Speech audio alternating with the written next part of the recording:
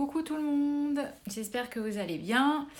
Live du dimanche soir ensoleillé, donc je ne sais pas si vous serez nombreux à me suivre ce soir sur ce live. Je vais vous laisser arriver. Vous allez avoir le petit commentaire comme quoi je suis en live. Hello.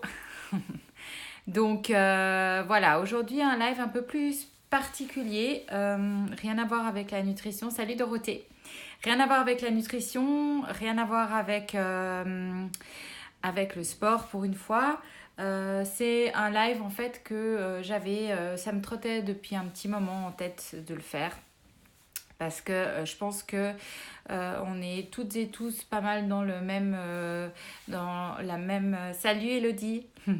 J'espère que tu vas bien. J'espère qu'on se reverra bientôt. En fait, je pense qu'on a tous un petit souci avec histoire de dire non. Alors, il y en a certaines et certains qui n'ont pas, dont je connais une personne qui a aucun souci à dire non. Mais voilà.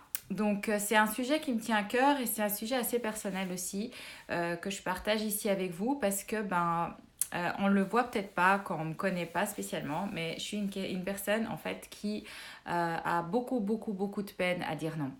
Donc ça fait bientôt 46 ans que je dis très rarement non, que j'ai dû apprendre en fait à dire non pour me protéger. Surtout en fait avec l'arrivée de l'adolescence de mes enfants pour pas me faire bouffer en fait. Donc je pense que je suis pas toute seule en fait dans ce cas de figure. Et puis en fait j'ai fait des petites recherches. Donc comme d'habitude je vais regarder un petit peu mes notes. J'ai fait des petites recherches en fait. Et puis je vais peut-être aussi pouvoir partager certaines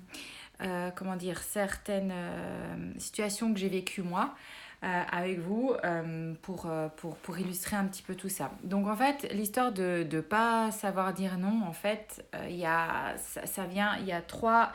trois éléments qui font qu'on peut pas, on a de la peine à dire non. Le premier, c'est en fait nos peurs. Le deuxième, c'est les croyances, c'est dû aux croyances. Et le troisième, c'est en fait le manque d'estime de soi en fait. On dit tout le temps oui pour vouloir justement se faire aimer par tout le monde, par tout le temps. Et puis voilà. Donc les peurs. En gros, les peurs, c'est quoi? Pourquoi elles nous empêchent de dire non? En fait, on a en fait peur de rentrer en conflit avec une personne ou avec son mari ou avec ses enfants ou avec une personne autre. On a peur de la critique, on a peur de passer pour un égoïste ou une égoïste. On a peur de blesser la personne, ouais. Et puis surtout, on a peur de plus être aimé ou reconnu de la personne. Donc ça, c'est un peu les peurs qu'on a en nous. Moi, personnellement, en général, donc là, je me livre un peu à vous. Hein, c'est vraiment un truc un peu, voilà. Donc moi, mes peurs, en fait, c'est plutôt les peurs de blesser et de déplaire à la personne, en fait. Et en fait, que la personne soit fâchée avec moi. Donc ça, c'est un peu mon problème. Ensuite, on a en fait les croyances. Le fait d'être toujours poli, gentil, avenant, en fait. Donc ça nous a été inculqué par nos parents. C'est la société qui veut ça, qu'on soit toujours parfait, toujours de bonne humeur, toujours dire oui à tout, toujours disponible à tout. Donc c'est des croyances en fait. C'est pas du tout le cas a priori. Et le troisième point que j'avais dit, c'était le manque de confiance en soi. En fait, on se dit qu'on n'a pas le droit de dire non. On se sent pas à la hauteur de dire non. Et puis on a peur en fait de ce qui pourrait se passer si on disait non. Donc voilà, ça c'est un peu les 3 points qui font qu'on a de la peine à dire non. Et en fait, le truc qui se passe quand on n'arrive pas à dire non, c'est que finalement, on ne se respecte plus. Donc, c'est-à-dire qu'on prend beaucoup d'énergie à toujours dire oui, à courir dans tous les sens pour tout le monde, à faire le trajet pour nous, les mamans, à faire tout, quoi, tout parfait, tout le temps bien, dire oui et tout. Et en fait, on se fatigue. Salut Séverine.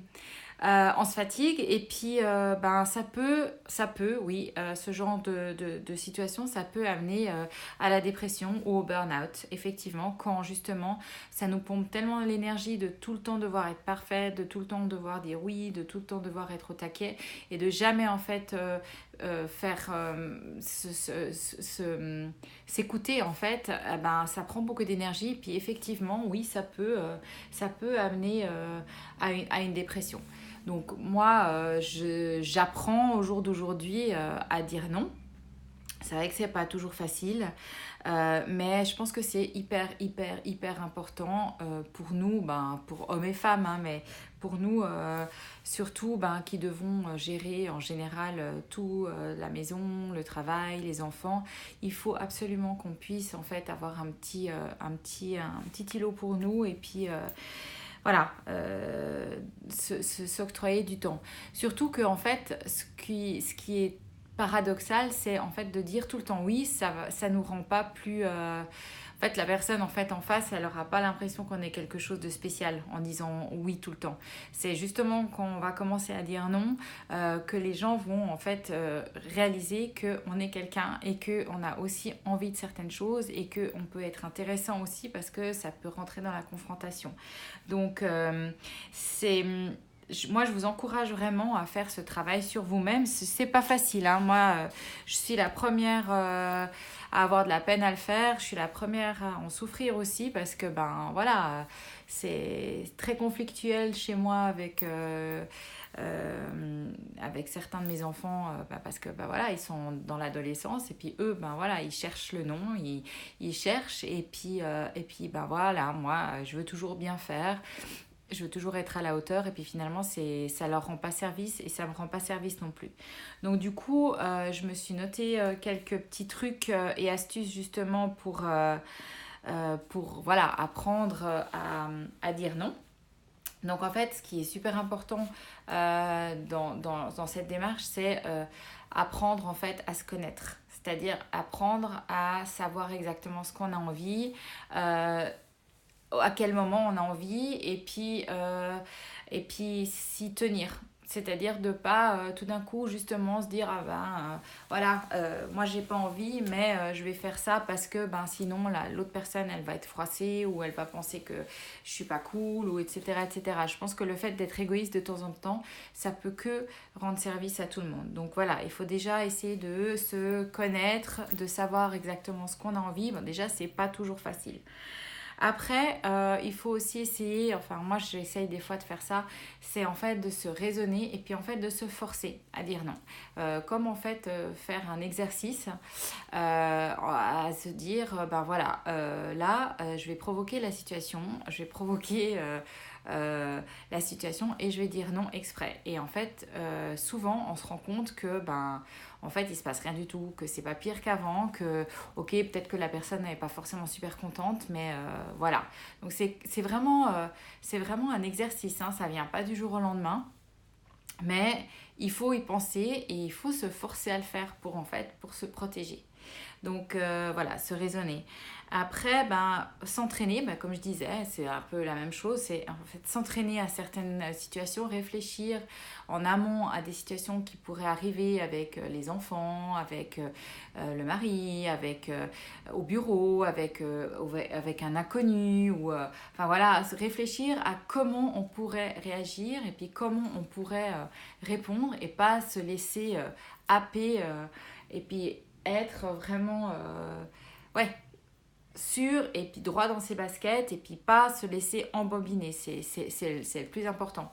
Donc moi des fois c'est vrai, je me livre, hein, des fois je me fais des petits jeux de rôle dans ma tête pour certaines situations et puis après bah, du coup ça marche un peu mieux, on est un peu moins quand on arrive dans une situation qu'on gère pas forcément, on est un peu moins sur le cul quoi. Genre, je pense que ça vous est sûrement déjà arrivé d'avoir une situation où finalement vous ne saviez pas quoi dire et puis en fait vous avez dit oui, genre, je sais pas moi, on vous invite pour une soirée, c'est des gens ou chez des gens à manger, puis c'est vraiment des gens avec qui on n'a pas d'atome crochu, et puis on vous demande, ah, est-ce que tu as prévu quelque chose ce dimanche-là ou ce samedi-là, et puis on est tellement pris au dépourvu qu'on dit non, on n'a rien de prévu, mais en fait ça nous emmerde, et puis on le fait parce que on veut faire plaisir. Ah bah non, si ça fait pas plaisir, on le fait pas, c'est tout. Tant pis. Si on perd des connaissances, si on perd des amis, c'est pas grave. Mais il faut rester droit dans ses bottes et puis vraiment savoir ce qu'on a envie. Donc voilà, s'entraîner. Après, un point en fait que moi, là ça va beaucoup mieux, que moi j'ai commencé à mettre en place, c'est ne jamais argumenter et ne jamais se justifier. Alors moi j'ai ça surtout avec un de mes garçons. Parce que voilà, c'est l'ado type qui va, quand vous dites non, qui va essayer d'argumenter, de chercher, de creuser, de vous chercher. Et plus vous argumentez, plus vous rentrez dans son jeu. Et plus vous rentrez dans son jeu, plus il devient fort. Et plus ça vous énerve, et plus ça vous détruit, et plus c'est la merde. Donc non, c'est non.